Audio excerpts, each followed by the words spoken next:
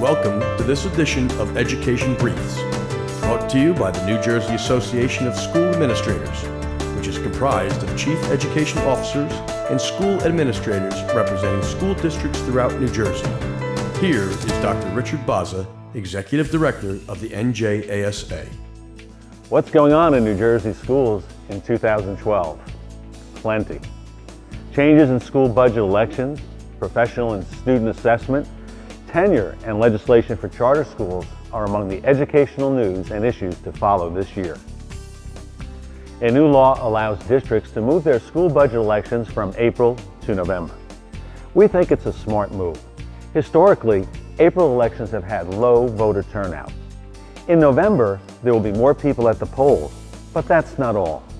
The new law eliminates school budget votes altogether for certain towns, those that stay below the 2% cap for tax increases. Voters only have to vote if the budget is above the cap, and they only vote on the excess amount. This will help districts whose below-cap budgets are being rejected by voters.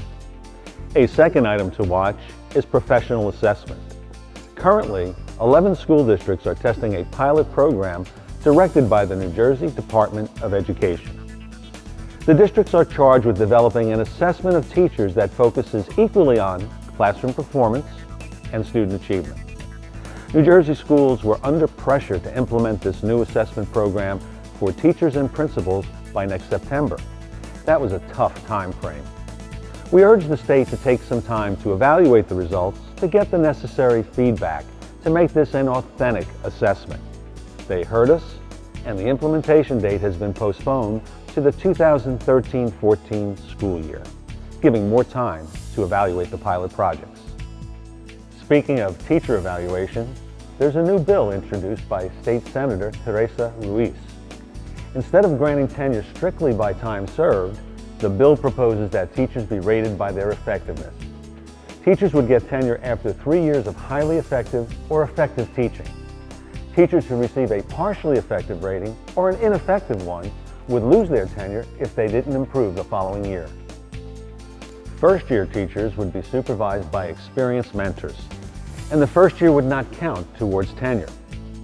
NJASA supports tenure reform, which ultimately will benefit students by bringing the best educational practices and teachers into the classroom.